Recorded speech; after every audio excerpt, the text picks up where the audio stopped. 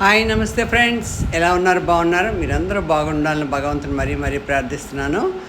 ఇప్పుడు చూపిస్తున్నది ఇది ఏ కాలం అండి? వేసవికాలం. అందులోని ఏప్రిల్ మంత్ ఎండింగ్ 28వ తారీఖు అయినా సరే మా చామంతులు ఎలా పూస్తున్నాయో చూసారా?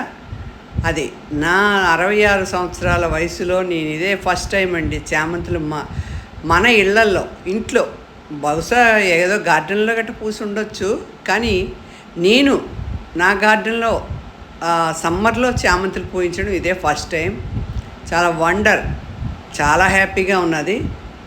ఈ టబ్లోని ఫస్ట్ నేను లాస్ట్ జూన్లో ఏం చేశానంటే ఆల్ కలర్స్ వేసాను. మిగతా కలర్స్ అన్నీ చనిపోయాయి. ఈ ఒక్క పర్పుల్ కలర్ మాత్రం అన్నీ బ్రతికి అన్నీ మళ్ళీ కటింగ్ చేసిన తర్వాత మొగ్గలు వచ్చి ఎంత చక్కగా బ్లూమింగ్గా చూడండి. ఫ్లవర్ సైజు కూడా చాలా పెద్దది వచ్చింది, చాలా థిక్గా ఉన్నది. ఎటువంటి ఎండనైనా తట్టుకుంటుంది ఇది. అంటే ఇది ఎండని తట్టుకునే శక్తి ఉన్న చామంతి అన్నమాట. చాలా బాగా పూస్తుందండి. నిన్ననే జీవామృతం వేశాను.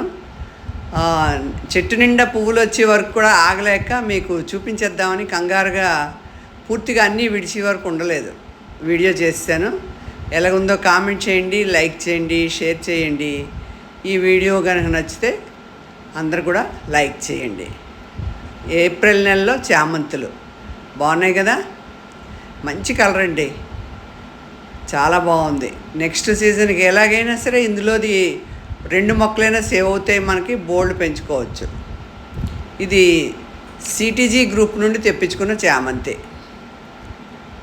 ఇవి అప్పుడు సీజన్లో తెప్పించాం, అన్నీ పోయాయి, కానీ ఇది ఉన్నదండి, బాగా పూసింది. మళ్ళీ ఈ సీజన్లో పోయడం గ్రేట్, అది నేను చెప్పేది. నెక్స్ట్ ఇంకొక 2 months అయితే మళ్ళీ కొత్తగా నాటుకునే టైం వస్తుంది కదా, అది మన క్లైమేట్కి ఇలా పూయడం. నేను ఇది ఫస్ట్ టైం ఇలాగ నాకు రావడం. Okay friends,